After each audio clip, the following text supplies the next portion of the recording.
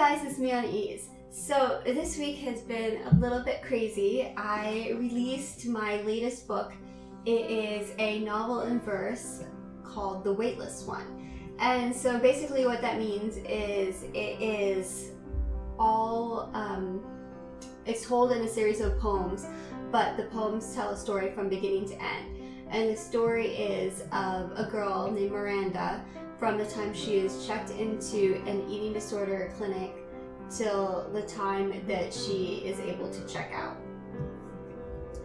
So this book I have been writing for several years, and it's gone through several big changes. So I thought I'd share a little bit of it with you, the journey.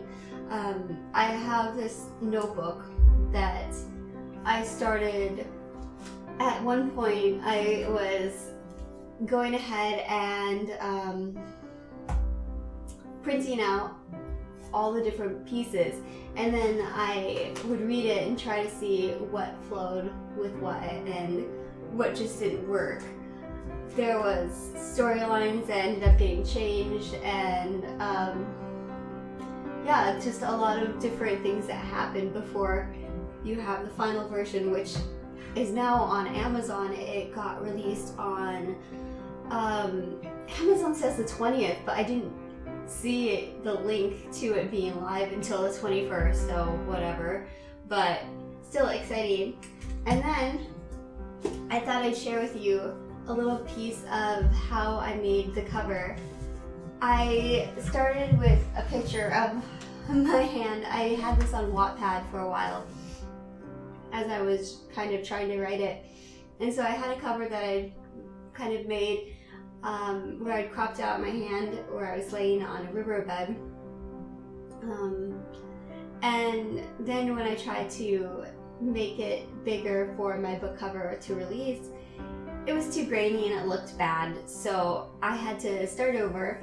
So I came up with the concept of a feather because it's about a girl who has an eating disorder, and so the whole lightness there. So the first thing that I did was I started drawing feathers, and this one, I think I showed it to someone and they thought it was a leaf, so it was a failure.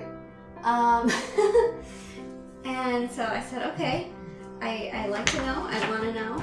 And then I started drawing this feather, and I just didn't like the shape of it. I thought it looked too, I don't know, it just not right. So I kept working. And I tried all these different mediums, tried paint, and I tried to be fancy. And then finally I just picked up a white gel pen and drew this feather, which is a feather that you see on the cover. So I took a picture of my feather, and then I digitally altered a bit and then added the font, and there you go. But it was quite the journey to get there. So I thought that what I would do is read just a little bit of the Weightless one for you. I think that for me, I really wanted to be really realistic about her journey, and so I really tried to follow what would happen to somebody who is actually in a program. The way that the time is divided into blocks, to, you know,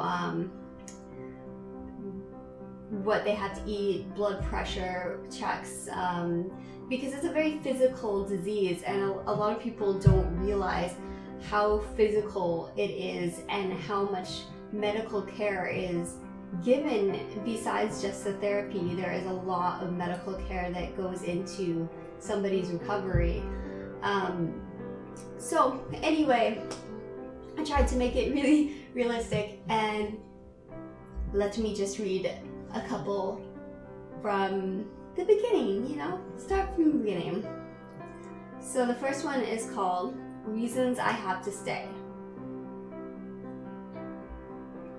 I was signed in. I have no choice. They tell me my heart is failing. They tell me when you starve long enough, your body starts to eat your muscles. Your heart is a muscle. It becomes your unwilling dinner. They show me charts with low iron, low this and low that. They tell me I need to take this serious, but it doesn't seem real. All that is real is my sudden total lack of control, total forced surrender. It feels so broken it can never be fixed. I can't agree to any of these things, not even when I feel my heart forget a beat, not even when I'm hooked to machines. Next one, reasons I should get to leave. I don't count calories, I don't weigh myself, I don't obsess over models, I don't exercise, I don't take laxatives or diuretics, I don't make myself throw up. I don't care what you think. I think for myself. I'm not this. I still have my period, okay? Little fish. We lay in a tight row, like sardines, wrapped tight in blankets and thick fuzzy pajamas, getting our blood pressure checked. Lay down and close my eyes, see other girls gossip.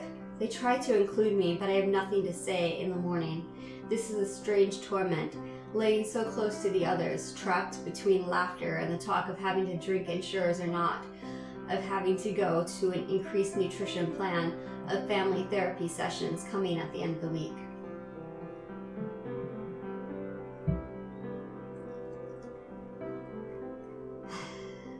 And then I'm going to do one more, and I will warn you, this one has a swear word. So if you don't want to hear a swear word, cover your ears.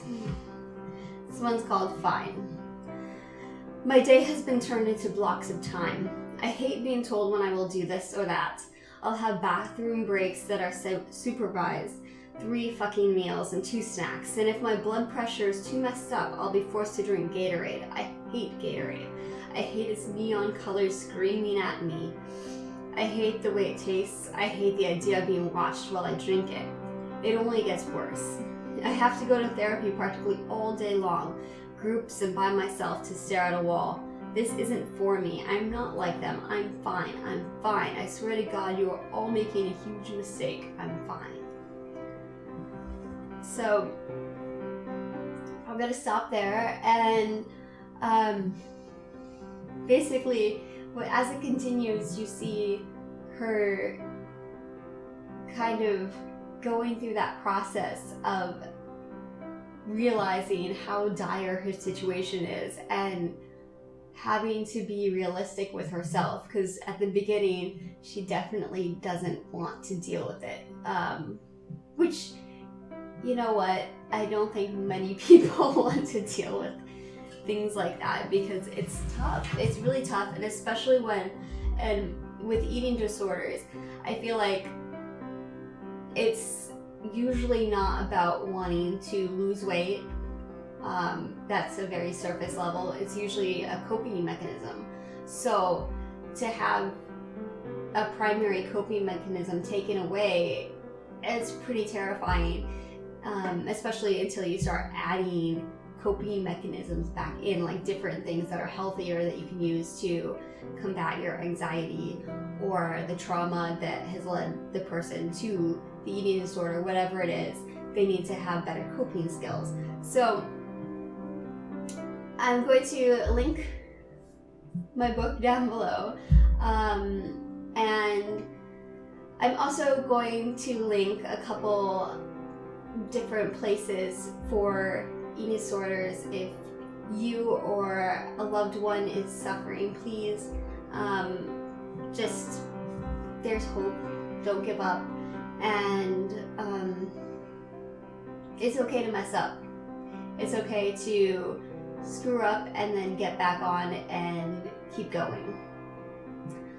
Alright, well, I am going to finish my tea. I hope that you have tea too and are having a lovely day, and I'll talk to you next time. Goodbye.